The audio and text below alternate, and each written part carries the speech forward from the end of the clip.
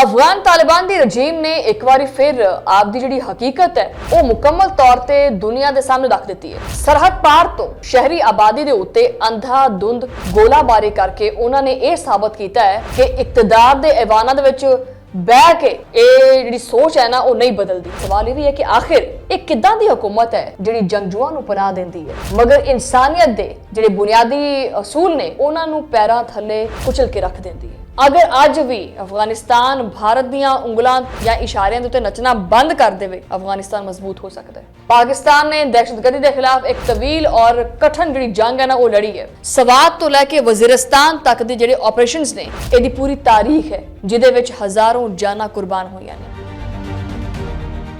बिस्मिल्लाहिर्रहमानिर्रहीम, अस्सलाम वालेकुम नाज़रीन, तुसीं देख रहे हो 360 डिजिटल पंजाबी और मैं हां तुहाडी मेज़बान शमाइला नियाज़। आज का व्लॉग शुरू करते हैं। अफगान तालिबान की रजीम ने एक बार फिर आपकी जिहड़ी हकीकत है वो मुकम्मल तौर ते दुनिया के सामने रख दी है। सरहद पार तो शहरी आबादी के उत्ते अंधाधुंध गोलाबारी करके उन्होंने यह साबित किया है कि इकतदार के ऐवाना दे विच बह के ये जिहड़ी सोच है ना वो नहीं बदलती। सवाल ये भी है कि आखिर एक किदां दी हुकूमत है जिहड़ी जंगजुआं नूं पनाह देंदी है मगर इंसानियत दे जिहड़े बुनियादी असूल ने उन्हां नूं पैरां थल्ले कुचल के रख देंदी है। ये कौन कहंदा करन वास्ते? काबुल दे हुक्मरान जिहड़े अशारफिया ने वो शायद ये भुलदे पे है कि सरहद दे इस पार पाकिस्तान है। इत्थे दे शहरी तनहा नहीं हुंदे, उन्हां दे पिछे एक मुनज़्ज़म रियासत और एक पेशावर फौज खड़ी हुंदी है। जदों सबर दा पैमाना लबरेज होवे ना तो फिर जवाब भी उसी टोन दे विच उसी जुबान दे विच दिता जाता है जिवें कि सरहद पार वाले ये समझते हैं कि सरहदी ठिकाणिਆਂ ਦੇ ਉੱਤੇ ਉਹਨਾਂ ਦੇ ਮਰਾਕਜ਼ ਨੂੰ ਨਿਸ਼ਾਨਾ ਬਣਾਇਆ ਗਿਆ ਹੈ और जिथे दी ਜਿਹੜੀ हमले की मनसूबाबंदी है उत्थे की जाती सी वो ठिकाने पाकिस्तान ने उड़ा दिते हैं।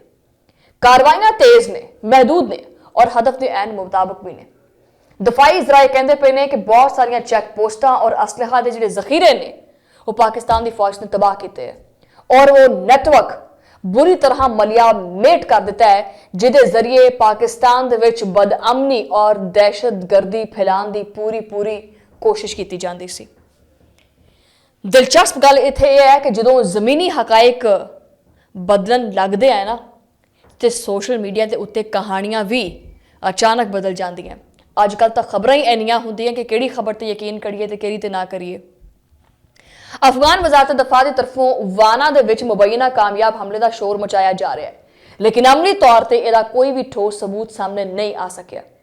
ये बरअक्स पाकिस्तानी हुकाम का यह कहना है कि एक ड्रोन नूं मार दिता गया और किसी भी फौजी तनसीब या शहरी इंफ्रास्ट्रक्चर नूं नुकसान नहीं पहुंचा। यानी बयानिया और हकीकत दरमियान फर्क इंतहाई साफ है और इसी तरह की हिकमत अमली जिहड़ी कि अफगानिस्तान करता है इसी तरह की हिकमत अमली भारत भी करता है। झूठे प्रोपोगेंडे, झूठियां खबरां। असल मसला यह है कि अफगान सरजमीन के उत्ते मौजूद ऐसे गिरोह हजे भी सरगर्म ने जो पाकिस्तान के खिलाफ कार्रवाइयां करते हैं। इस्लाम का नाम लैण वाला यह गिरोह दरअसल सब तो ज्यादा नुकसान मुसलमानों नूं ही देंदा है।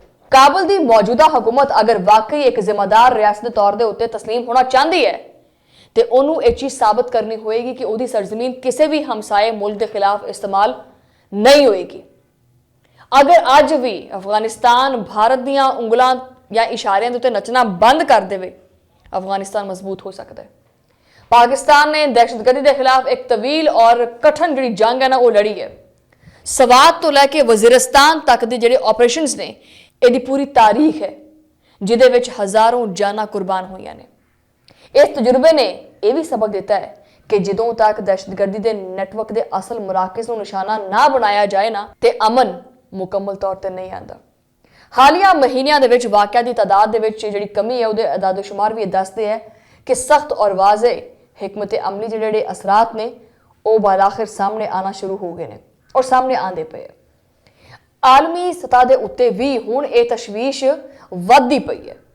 खिते के कई मुमालिक खास करके चीन वो चाहते हैं कि पाकिस्तान और अफगानिस्तान के दरमियान कशीदगी घट होवे, मुज़ाकरात का कोई राह निकले और पाकिस्तान भी ये चाहता है कि मुज़ाकरात का कोई राह निकले। मुज़ाकरात का हामी है पाकिस्तान और हमेशा रहा है। लेकिन हुण दा मौकफ सब तो वाजे है कि हुण सिर्फ महज बयानात नहीं बल्कि अमली इकदामात भी करने हैं कि अफगान सरजमीन पाकिस्तान के खिलाफ इस्तेमाल नहीं होएगी। ये अमली तौर पर अफगानिस्तान की जी रजीम है ये सानू बावर कराए इस चीज़ के बारे।